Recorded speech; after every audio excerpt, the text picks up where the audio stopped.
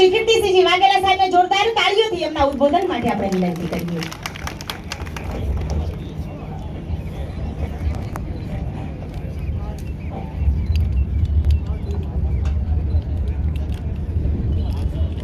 આપણા ડીસાના પુનતા પુત્ર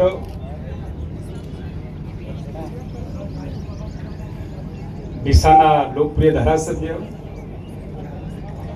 રાજ્ય સરકારના મંત્રી સન્માનીય શ્રી પ્રવીણભાઈ માળીનો આજે જન્મદિવસ છે. તો આપણે બધા તાળીઓના ગડગડાટ સાથે પ્રવીણભાઈના જન્મદિવસની શુભકામનાઓ.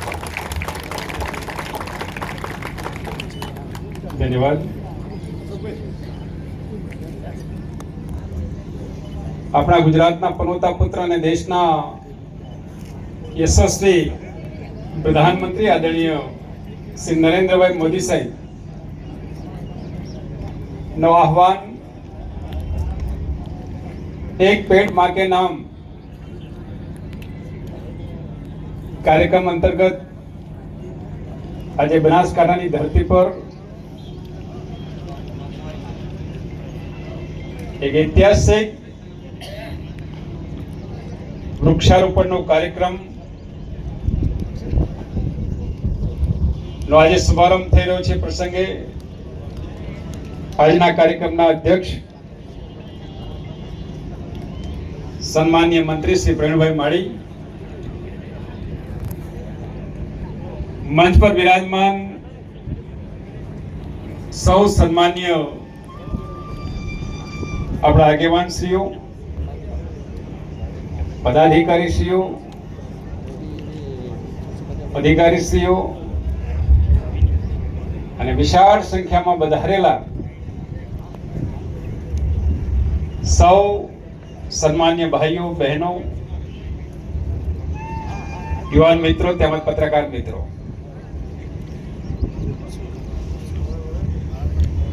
સૌપ્રથમ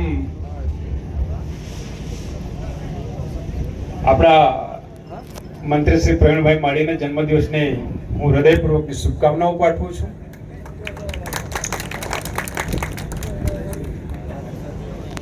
પ્રવીણભાઈ માટે ઉદ્ઘોષક દ્વારા કહેવામાં આવ્યું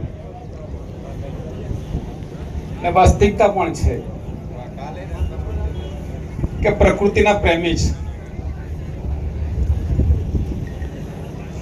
ધારાસભ્ય હતા એ પહેલા પણ પ્રકૃતિનું કામ, એ પાણીનું કામ હોય કે વૃક્ષ વાવેતરનું કામ હોય, સ્વચ્છતા અભિયાન હોય, એ એમની કાયમી પ્રાયોરિટી બની રહી છે. ધારાસભ્ય બન્યા અને મંત્રી બન્યા, કુદરત જેને જેવું જોતું હોય ને એવું જ આપે છે.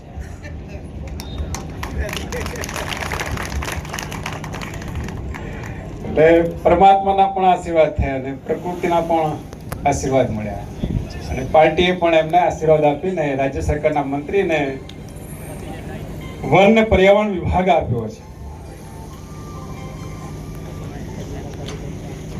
આપણું બનાસકાંઠા આમ તો આપણને પ્રકૃતિએ ખૂબ ઈશ્વરીય સંપદાઓ આપેલી છે, પણ એ સંપદાઓને વેડફવાનું કામ બનાસકાંઠામાં થયું. એક સમયે આપણું બનાસકાંઠા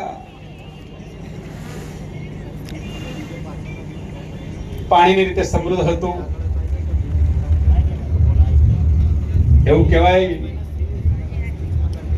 મારી ઉંમરના લોકો તો જોઈ છે પણ કે બનાસ નદી બારે માસ વહેતી હતી. આપણે ત્યાં દાંતા, અંબાજી, વડગામ, અમીરગઢનો બેલ્ટ, કુદરતી જંગલો હતા, ઘાટ જંગલો હતા. પહાડો, નદીઓ, પાણી, જે કહી શકાય એક સમૃદ્ધ બનાસકાંઠા પ્રકૃતિમય હતું. એ બનાસકાંઠામાં આજે પાણીની સમસ્યા ઊભી થઈ એની પાછળનું જો કારણ હોય તો વૃક્ષોની સંખ્યામાં ઘટાડો. પાણી માટે સતત આપણી રજૂઆતો, માંગણીઓ મોદી સાહેબના આશીર્વાદથી સાહેબે કહ્યું હતું કે બનાસકાંઠાને પાણી માટે જેટલું પણ બજેટ જો એટલું ફાળવીને પણ પાણી આપો. આજે એવું કહેવું તો કહી શકાય કે 5,000 કરોડથી પણ વધારે ખર્ચથી પાઇપલાઇનના માધ્યમથી પાણી આપવાનું કામ બનાસકાંઠામાં ચાલી રહ્યું છે. પણ મિત્રો, આ કાયમી ઉપાય નથી. આપણે દેશી ભાષામાં કહીએ છીએ કે વૃક્ષો વાવો, વરસાદ લાવો.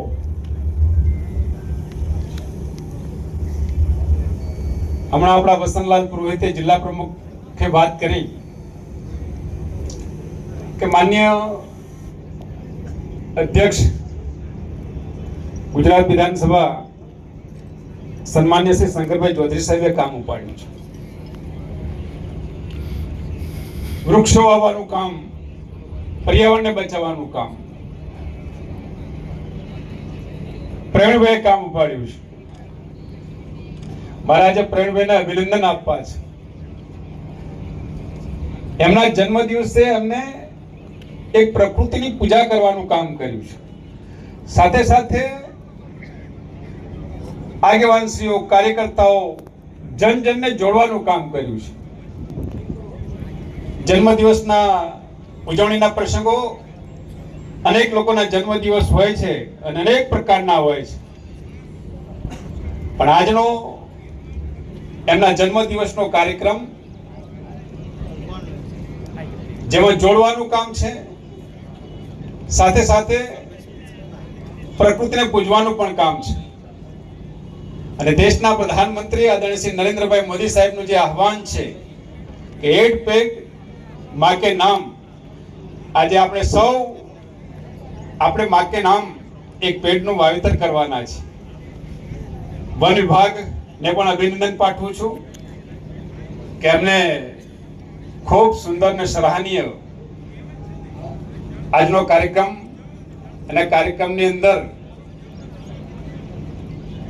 માનવ જીવનનો ઉપયોગી એવા વૃક્ષો, ફક્ત ઇમારતી લાકડું આપી શકે એવા વૃક્ષો નહીં, પણ ફળાઉ વૃક્ષો, ઔષધીય વૃક્ષોનું વાવેતર કર્યું છે. અને ગુજરાતને એક ગુજરાતમય, જે ગુજરાત નો મેપ છે, નકશો છે, એ આધારિત આ કાર્યક્રમ કર્યો છે.